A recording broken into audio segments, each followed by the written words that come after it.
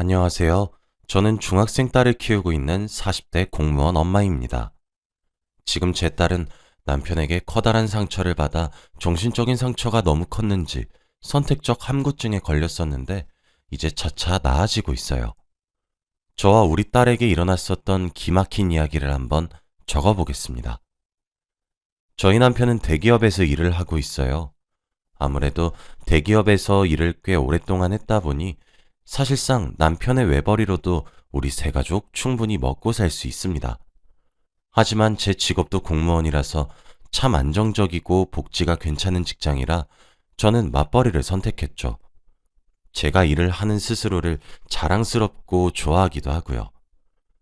남편과 결혼을 하고 난 후 아이가 꽤 오랜 기간 동안 생기지 않았습니다. 그래서 저와 남편은 불임센터에 방문을 했었죠. 그때 제가 난임이란 사실을 알게 되었습니다. 그래서 시험관으로 우리 딸을 낳았어요. 제가 배 아파서 낳은 딸은 정말 예쁘고 소중한 존재이지만 그 과정은 정말 힘들고 지치는 나날의 연속이었습니다. 그리고 뱃속에서도 아이가 여과로 자리를 잡아서 중간에 정말 고생했죠. 난산으로 고생 끝에 딸을 출산했습니다. 솔직히 딸아이는 너무 소중하고 사랑스러웠지만 그 과정은 전혀 아름답지만은 않았어요. 저도 사람인지라 딸아이 하나로 만족하기로 남편과 이야기도 끝냈죠. 그렇지만 맞벌이 가정의 아이들이 그렇듯 우리 딸도 외로움을 참 많이 탔어요. 매일 동생을 낳아달라고 조르기 일쑤였습니다. 그런 모습을 보면 마음이 참 아팠어요. 한동안은 동생을 낳아달라고 조르다가 통할 것 같지 않았는지 그 뒤론 강아지를 키우게 해달라고 조르기 시작하더군요. 사실 저는 반려동물을 기를 때 책임감이 있어야 된다고 생각을 해요. 아이의 욕심으로 기르다가도 결국 뒤처리는 제 몫이 되면 정말 힘들 것 같았거든요. 그런데 점점 말수가 줄어들고 외로움만 타는 딸아이를 보고 설령 내가 모든 케어를 담당하는 한이 있더라도 아이를 위해 강아지를 기르자고 결심했습니다. 아이가 10살이 되던 해 정말 큰 마음을 먹고 강아지 2마리를 입양했어요. 포메라니안과 말티즈였죠. 둘 다 눈처럼 새하얗고 털뭉치 같아서 딸과 저는 심사숙고해서 강아지들의 이름을 서리와 소미로 지어주었답니다. 그런데 막상 서리와 소미를 데려와 키우기 시작하니 딸아이가 너무 야무지게 잘 키우더라고요. 스스로 교육도 시키고 목욕도 시키고 양치도 해주고 하면서 말이에요. 물론 아직 어린아이였기 때문에 어른들의 손길보다는 한참 모자라 제가 많이 도와주기도 했습니다. 그러다 보니 서리와 소미에게도 저도 참 정이 많이 붙었어요. 서리와 소미는 제게 선물 같은 존재였습니다.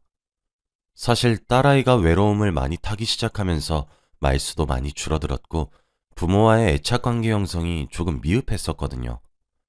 맞벌이라서 엄마 아빠와 보내는 시간이 부족해 어쩔 수 없는 일이긴 했지만 그래도 마음이 참 많이 아팠죠. 제 딸이 엄마인 저를 어려워하는 것이 눈에 뻔히 보이니 씁쓸하기도 하더라고요. 어린 시절 너무 떨어져 있었나 후회가 된 적도 많았습니다. 그런데 서리와 소미를 키우면서 딸과 전 참 많이 친해졌어요. 일단 강아지들은 매일매일 산책을 시켜줘야 했습니다. 비가 오거나 눈이 내리는 경우나 제가 부득이하게 비상근무나 야근 등이 생겨서 퇴근이 늦어지는 경우처럼 정말 피치 못할 문제가 생기지 않는 한 저는 항상 딸과 둘이서 오붓하게 아파트 단지를 서리와 소미를 데리고 산책을 했죠. 강아지 산책을 계기로 딸이 저와 정기적으로 둘이서 함께하는 시간을 가지니 제게 어리광을 부리기 시작하더라고요.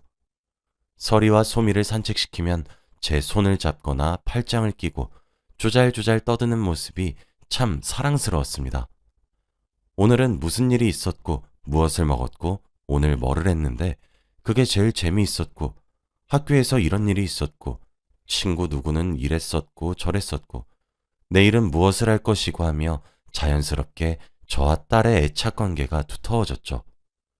그래서 저는 서리와 소미에게 참 고마운 게 많아요. 이젠 제 둘째, 셋째 자식 같고 그렇습니다. 저와 딸은 보통 저녁을 먹고 9시쯤에 나가서 약 1시간 정도 산책을 해요. 그런데 어느 순간부터 어떤 여자 견주 한 분을 자주 마주쳤어요. 그런데 저희처럼 반려견을 키우시는 분들이라면 이해가 되실 겁니다. 특히 서리와 소미는 사회화 교육을 잘 시켜놓았기 때문에 산책 도중에 다른 강아지들을 마주치면 꼭 인사를 하러 다가가요. 애들이 오지랖이 좀 넓거든요. 그러다 보면 강아지들끼리 인사를 할 때 저희 견주들도 견주끼리 가벼운 인사를 주고받게 돼요. 흔한 경우죠. 아무래도 상대방도 저도 반려견이란 공통의 매개체가 있기 때문에 간단한 인사를 나누게 되고 안부도 물어보게 됩니다. 그렇게 자주 마주치면 산책을 같이 하게 되기도 하고 강아지들 없이 밖에서 우연히 만나게 되면 짧은 수다를 나눌 수 있을 정도의 친분을 쌓게 되죠. 저도 그렇게 그 여자 견주분과 친해졌습니다. 우리 딸아이도 거의 매일 밤마다 산책을 할 때 스치듯 만나니까 어느새 이모 이모하며 잘 따르고 그러더라고요. 그러던 어느 날 장을 보러 갔다가 깜빡하고 콩나물을 빼먹은 적이 있어 저만 마트로 돌아간 적이 있어요. 그때 마트 안 계산대 앞에서 그 견주분을 마주치게 되었습니다. 같은 아파트 단지에 살고 있었잖아요. 그렇다 보니 아파트 단지까지 같이 오게 되었습니다. 그런데 가는 길이 계속 같더라고요. 알고 보니 같은 라인에 살고 있는 거였습니다. 심지어 저희 바로 윗집에 살고 계시는 거예요. 그쪽도 저처럼 깜짝 놀란 눈치였죠. 사는 집이 가깝다는 사실도 알게 되자 내적 친밀감이 쑥 오르더라고요. 저희는 그때 통성명과 나이를 서로에게 알려주었죠. 알고 보니 저보다 1살 어리더라고요. 이름은 정민이었어요. 우린 자연스럽게 언니 동생 하는 사이가 되었습니다.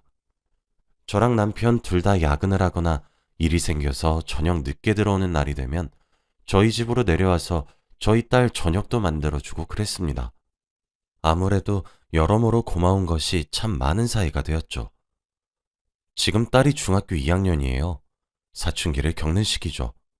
그래도 저는 같은 여자이고 엄마이기도 하고 아이가 어렸을 때부터 함께 시간을 자주 보내서 절 대하는 것엔 큰 어려움이 없어 보였죠. 그런데 남편과는 정말 거리감이 많이 느껴지더라고요. 사춘기 시기까지 겹치니 말이죠.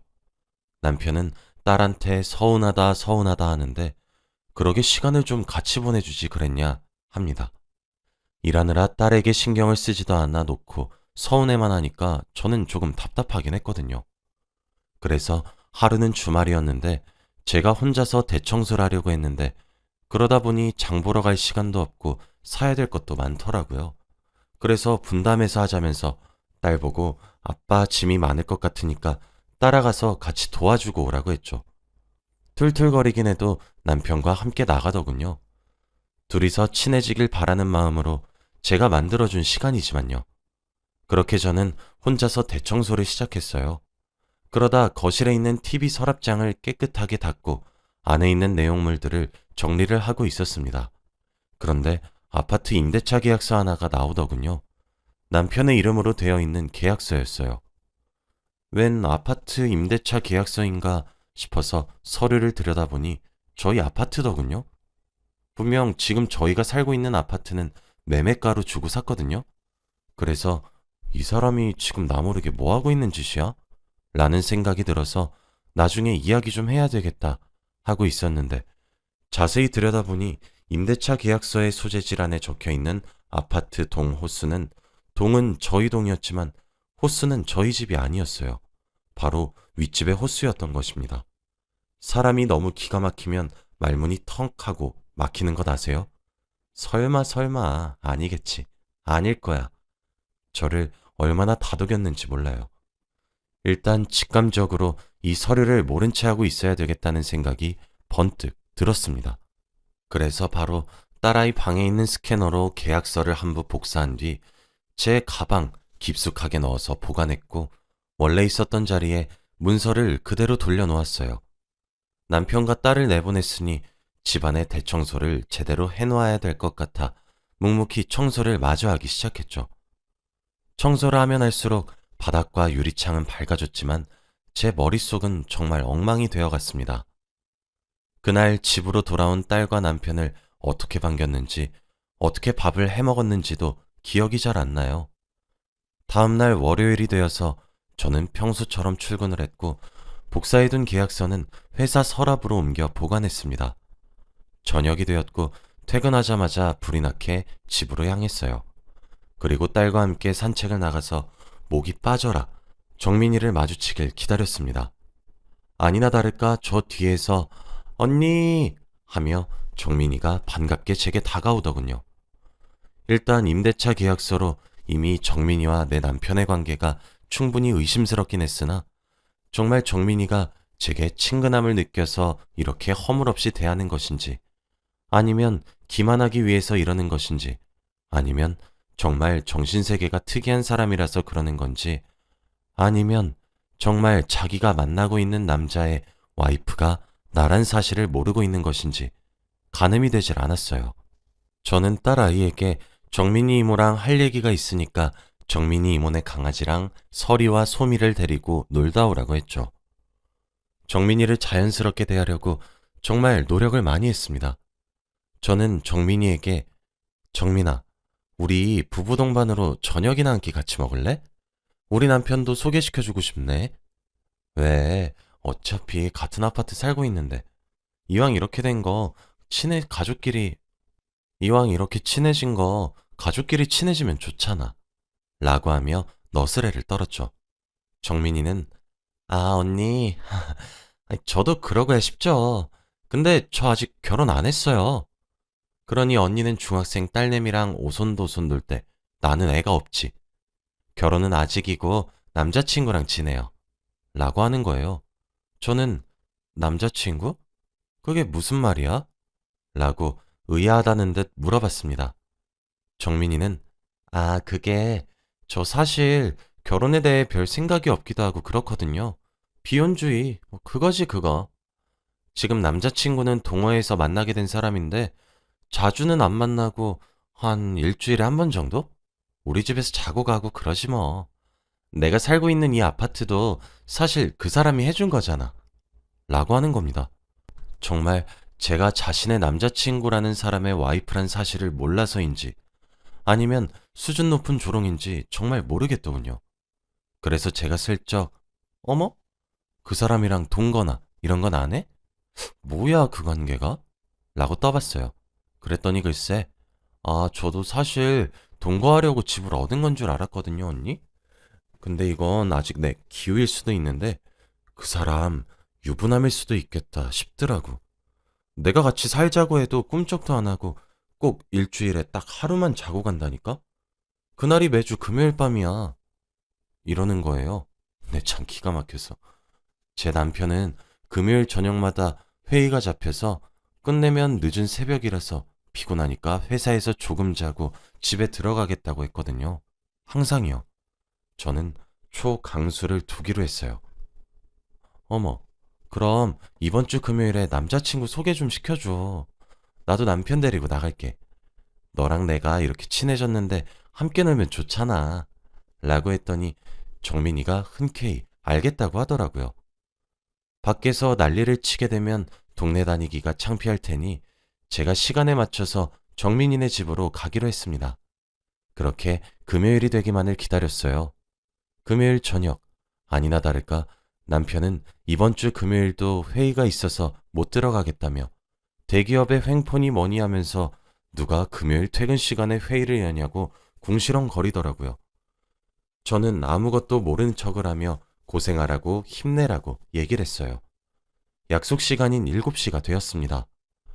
오늘을 위해 딸아이도 친구네 집에서 자고 와도 된다고 허락을 했더니 좋다고 나가서 집엔 저뿐이었어요. 이날을 위해 소형 녹음기도 하나 장만했고 녹음을 시작한 채로 가방에 넣은 뒤 집을 나섰습니다. 한층만 올라가면 되니 정민이네 집으로 올라갔습니다. 띵동 초인종을 눌렀어요. 정민이가 환하게 웃으며 문을 열고 벌써 왔냐며 반겨주더군요. 집 안으로 들어가니 부엌에서 직접 스테이크 고기를 굽고 있는 익숙한 뒷모습이 보였습니다. 정민이는 자기야, 여기 내가 말한 언니야 라며 뒤돌아 있는 제 남편에게 저를 소개했어요.